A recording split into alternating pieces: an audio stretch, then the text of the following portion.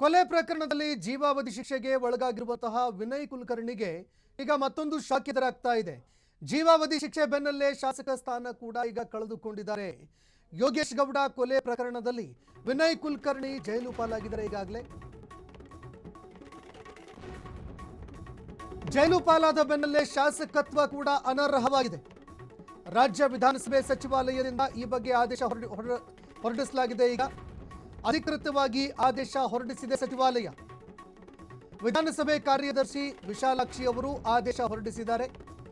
ಜನಪ್ರತಿನಿಧಿಗಳ ಕಾಯ್ದೆಯ ಅನುಸಾರವಾಗಿ 2 ವರ್ಷ ಅಥವಾ ಅದಕ್ಕಿಂತ ಹೆಚ್ಚು ಜೈಲು ಶಿಕ್ಷೆ ಆಗಿದ್ದೇ ಆದರೆ ಆಗ ಅವರ ಶಾಸಕತ್ವ ಅಥವಾ ಸಂಸದ ಸ್ಥಾನವೂ ಕೂಡ ಹೋಗುತ್ತೆ.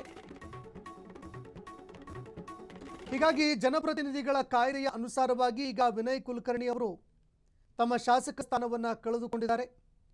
ಈ ವಿಚಾರಕ್ಕೆ ಸಂಬಂಧಪಟ್ಟಂತೆ ಇದೀಗ ವಿಧಾನಸಭೆ ಕಾರ್ಯದರ್ಶಿ ವಿಶಾಲಾಕ್ಷಿ ಅವರು ಆದೇಶ ಹೊರಡಿಸಿದ್ದಾರೆ. ರಾಜ್ಯ ವಿಧಾನಸಭೆ ಸಚಿವಾಲಯ ಈ ಬಗ್ಗೆ ಅಧಿಕೃತವಾಗಿ ಆದೇಶ ಹೊರಡಿಸಿದೆ. ಈಗಾಗಲೇ ವಿನಯ್ ಕುಲಕರ್ಣಿ ಅವರು ಜೀವಾವಧಿ ಶಿಕ್ಷೆಯನ್ನು ಎದುರಿಸ್ತಾ ಇದ್ದಾರೆ. ಜೈಲು ಪಾಲಾಗಿದ್ದಾರೆ. ಜೈಲಿನಲ್ಲಿ ಕಂಬಿ ಎಣಿಸ್ತಾ ಇದ್ದಾರೆ. ಈ ನಡುವೆ ಯೋಗೇಶ್ ಗೌಡ ಕೊಲೆ ಕೇಸ್ಗೆ ಸಂಬಂಧಪಟ್ಟಂತೆ ಜೈಲು ಪಾಲಾಗಿರುವ ಬೆನ್ನಲ್ಲೇ ಮತ್ತೊಂದು ಶಾಕ್ ಕೂಡ ಅವರಿಗೆ ಎದುರಾಗಿದೆ. ಈಗ ಜನಪ್ರತಿನಿಧಿಗಳ ಕಾಯ್ದೆಯ ಅನುಸಾರವಾಗಿ ಶಾಸಕ ಸ್ಥಾನವನ್ನು ಕಳೆದುಕೊಂಡಿದ್ದಾರೆ. ರಾಜ್ಯ ವಿಧಾನಸಭೆ ಸಚಿವಾಲಯ ಈ ಬಗ್ಗೆ ಆದೇಶ ಹೊರಡಿಸಿದೆ. ಅಧಿಕೃತವಾಗಿ ಸಚಿವಾಲಯ ಈ ಬಗ್ಗೆ ಆದೇಶ ಹೊರಡಿಸಿದೆ. ಹೀಗಾಗಿ ಅವರು ಶಾಸಕರಾಗಿ ಉಳ್ಕೊಂಡಿಲ್ಲ. ಈಗ ವಿಧಾನಸಭೆ ಕಾರ್ಯದರ್ಶಿ ವಿಶಾಲಾಕ್ಷಿ ಅವರು ಆದೇಶ ಹೊರಡಿಸಿದ್ದಾರೆ. ಇನ್ನು ವಿನಯ್ ಕುಲಕರ್ಣಿ ಅವರು ಹೈಕೋರ್ಟ್ ಮೆಟ್ಟಿಲೇರಬೇಕಾಗಿತ್ತು.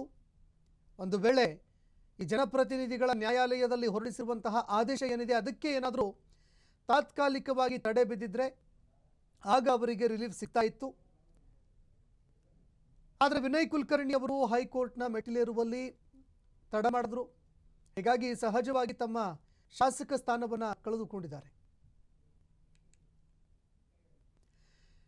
ಕ್ಷಣ ಕ್ಷಣದ ಸುದ್ದಿಗಳಿಗಾಗಿ ಫ್ರೀಡಂ ಟಿವಿ ಸಬ್ಸ್ಕ್ರೈಬ್ ಮಾಡಿ, ಲೈಕ್ ಮಾಡಿ ಹಾಗೂ ಫಾಲೋ ಮಾಡಿ. ಹೊಸ ಸುದ್ದಿಗಳ ನೋಟಿಫಿಕೇಶನ್ಗಾಗಿ ಬೆಲ್ ಐಕಾನ್ ಮೇಲೆ ಕ್ಲಿಕ್ ಮಾಡಿ.